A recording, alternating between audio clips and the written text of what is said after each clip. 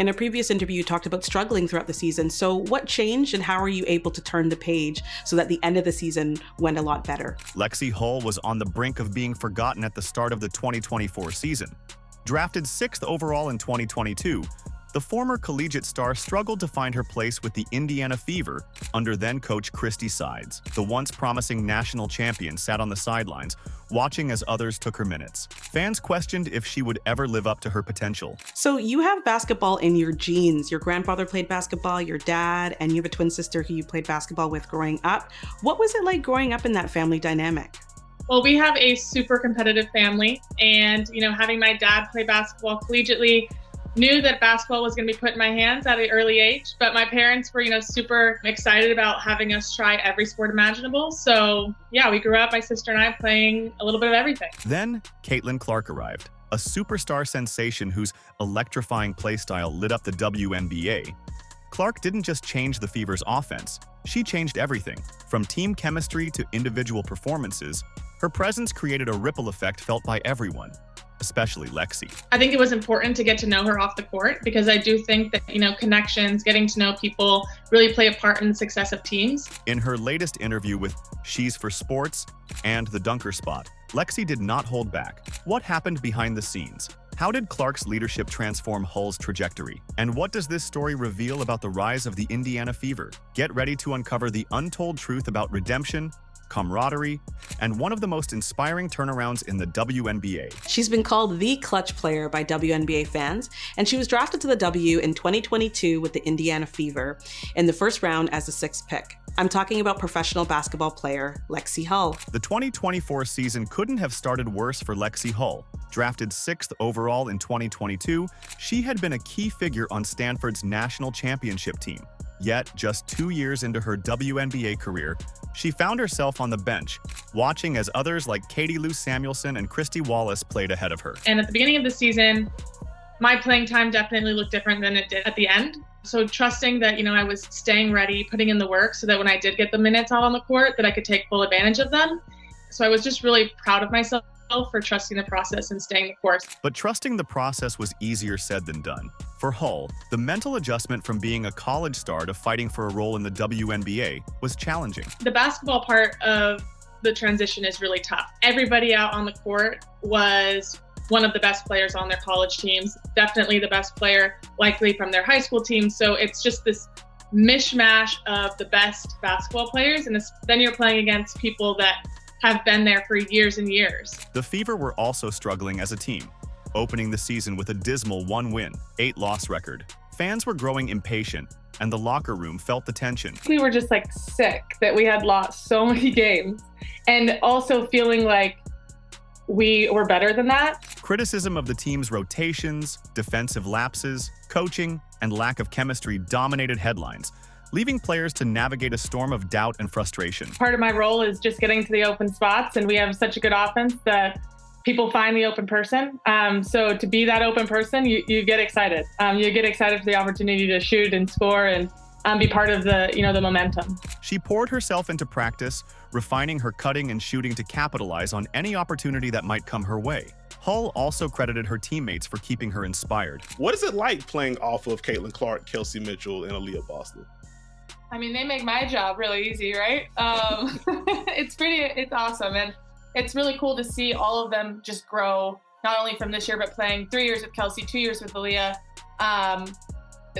They're so impressive. Enter Caitlin Clark, the phenom whose arrival was nothing short of seismic for the Indiana Fever. Known for her jaw-dropping highlights and fiery competitiveness, Clark stepped into a locker room desperate for a spark, and spark it she did. From the moment Clark joined the team, the atmosphere changed. Fans were buzzing, ticket sales surged, and practices became electric. And I think it's really fun because they garner so much attention, obviously, from the other team's defense. So then it allows the other players, me included, to make cuts, make reads, and they're really good at finding, those openings and giving the ball up when it's needed and finding the better shot. So it's really fun, and I feel really lucky to get to play with them. We play against guys in practice, Hull said, laughing. If they're not winning, Caitlin's going to do everything she can to make sure they're competing. That energy wasn't just for show.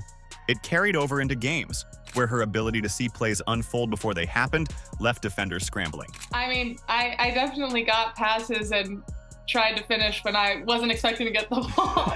So like now it's like, okay, every cut I have, every cut I make, every fast break I run, like I have a real opportunity to get the ball, which definitely like took me a second. And I think it really just took one of those to really get my head around like, oh, she's all the way down at the other end of the floor and she could still make the pass to me down at the block at this end. So, I mean, it's been awesome. Clark's ability to read defenses and deliver passes into tight windows transformed the Fever's offense. Suddenly, players like Hull found themselves wide open in spaces they hadn't been before. "She's making passes I didn't think were possible," Hull added. The team began scoring more efficiently, with Clark's presence drawing defenders and creating opportunities for her teammates. It's so fun to be able to know that you're not just cutting to cut, knowing that you're cutting with the possibility of like actually making a really cool play.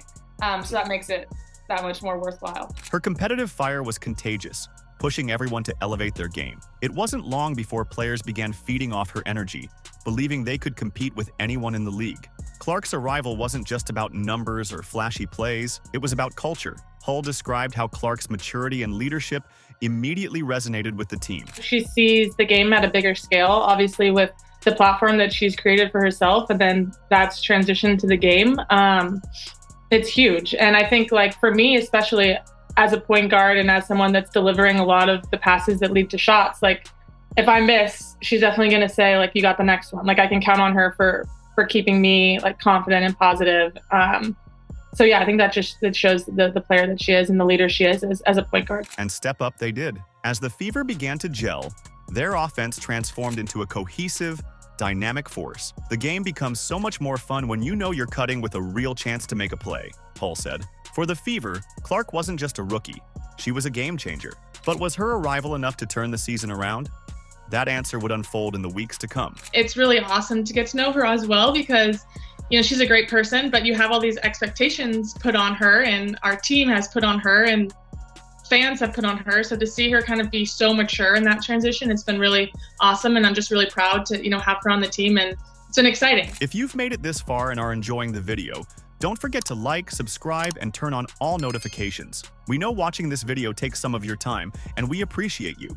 Now back to the action. The Indiana Fever had a history-making year. What was that like for you to be a part of that? I'm really grateful for the opportunity to not only play in the WNBA, but to be on a team like the Indiana Fever. I've seen so much growth, not only on the team side, how we're performing on the court, but also the growth in fans. I mean, on the road, it felt like home games. We're playing in sold out arenas that we have not played in the last 2 years before that. So, I mean, it's just really exciting. The Fever's journey from chaos to chemistry didn't happen overnight. The turning point came not in a game, but in the work they put in during practices. Hull described intense scrimmages where Clark's competitiveness raised the stakes. "If something wasn't working, Caitlin wasn't afraid to push us to fix it," Hull recalled. "Her energy was contagious, and we knew we had to match it." Coaches began to notice the team's growing resilience. The Fever's practices were no longer just drills, they were battles. And from those battles, a team identity began to emerge. For Hull, the shift was personal as well as collective. All of it comes down to trusting the process. And part of that process is making sure that the work's getting done. Hull focused on perfecting her cuts and improving her shooting consistency. "During the Olympic break, we had a full month of practice," she explained. "Seeing my percentages improve gave me the confidence I needed." I think one thing that our coaches did during that break, I mean, we had a full month of practice pretty much during the Olympic break, and they would put up every day after practice our shooting percentages from 2s and 3s during drills, during scrimmages, during everything. And I think that helped me because, some people would probably like, it's so annoying, whatever, but I personally liked it. By the time the second half of the season rolled around, Hull was no longer just a bench player.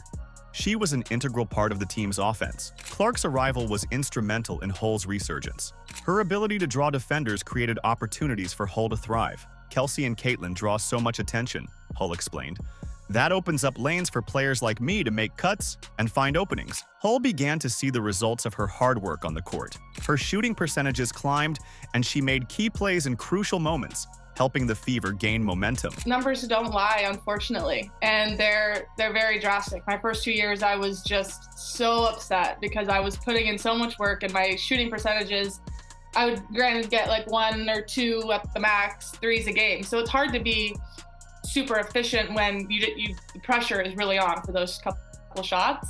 But the numbers don't lie. So it really allows you to look at improvements and really shoot for goals and keep yourself like accountable. And as the Fever started winning games, the impact of their chemistry became undeniable. We never turned on each other, Hull shared. That mindset, that unity, that's what got us through those tough times.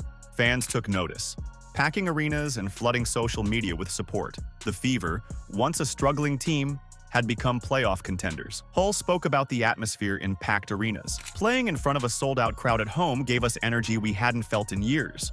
It's hard to describe how much that means. Social media buzz grew as Fever fans rallied around the team, creating a renewed sense of pride in Indianapolis. All of these people were supporting me this whole time, and I didn't know that they were supporting me until that moment. So like you kind of forget that there's these people behind the scenes until they come out of the woodwork and say like, I've been following along this whole time. Like, I'm so proud of you. And that just feels so good to know that there's, such a community behind everybody on our team, even when you don't hear it every day. Their transformation wasn't just a comeback story. It was a statement. With Clark leading the charge and Hull finding her stride, the Fever didn't just make the playoffs. They were aiming to redefine what the team could achieve. The question now was how far they could go, and how long this unity could hold in the face of mounting expectations. You and Erica Wheeler started swapping outfits, so where did that idea come from? Our styles are so drastically different. So we were just joking, like, I wonder what it would look like if you could pull it off. And the first outfit was something so outside of what I would have ever picked out of my closet. And they're like, that's not going to look good on me. I'm like, all right, let's try. So then I tried it on and everyone was like, you pull it off, you pull it off. So then it just became part of the pregame tradition. And it's a really fun, lighthearted way to just, get us in the mood to play. The Fever's rise wasn't just felt on the court. It also transformed their lives off it. For players like Lexie Hull, the newfound fame brought both excitement and unexpected challenges. Suddenly, grocery store runs in Indianapolis turned into mini meet and greets. Walking through the grocery store in Indianapolis and trying to just go get some groceries and someone fist bumps me and says, "Go Fever." That's just a really cool environment, and it shows the dedication of the fans and the fandom in the city. So that part's been awesome. But the pressure of being in the spotlight wasn't always lighthearted. With packed arenas and social media buzzing after every game, the Fever players found themselves navigating the double-edged sword of fame. Pros, it's pretty obvious. We have people filling the stands. We have people cheering. We have people so excited for the individual success of the teams, but also the league as well as the players. So there's so many more eyes on the game.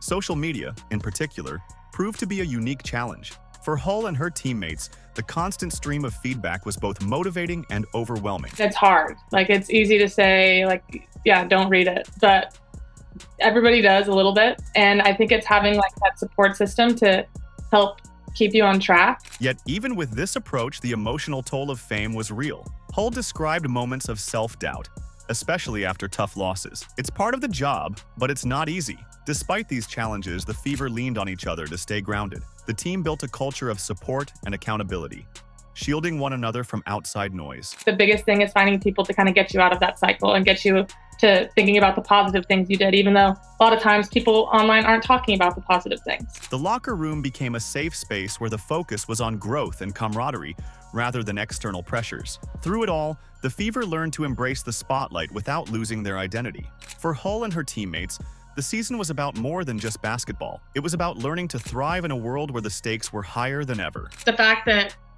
people are talking about the WNBA, people are tuning in to our games, that's what we want to hear, and that's only going to get us farther as we go on. The Indiana Fever's journey this season was nothing short of extraordinary.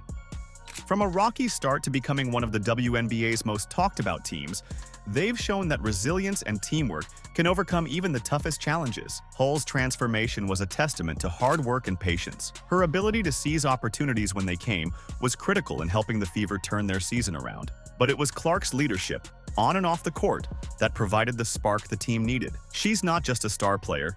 She's a force that makes everyone around her better, Hull said of her teammate. I think it's moving in a good direction. I think that it's because it's more competitive and there's more eyes on it. The pool of coaches that we can choose from, I think, will only get bigger and bigger. I think we're going to have great coaches coming up, and just excited to see, what those eras look like. Like, it's unpredictable at this point, but excited to, talk about it in a year from now. The Fever's resurgence wasn't just about wins and losses. It was about redefining what this franchise stands for. Packed arenas, a buzzing fan base, and a team culture built on trust and accountability have put the Fever on a path to sustained success. As Hull put it, we're not just playing for ourselves. We're playing for something bigger. As the Fever look ahead to the next season, the sky's the limit. With Clark leading the charge, Hull playing at the top of her game, and all-stars like Aaliyah Boston and Kelsey Mitchell, the roster is full of potential. The Fever are no longer just contenders. They're a force to be reckoned with. But this is just the beginning. The Fever have shown they can overcome adversity and thrive. The question now is, can they take the next step and cement their place among the WNBA's elite? Only time will tell. Where do you think the Fever will end up next year? Let us know in the comments. Like, subscribe, and turn on all notifications so you never miss out. Click the video on the screen, and we will see you in the next one.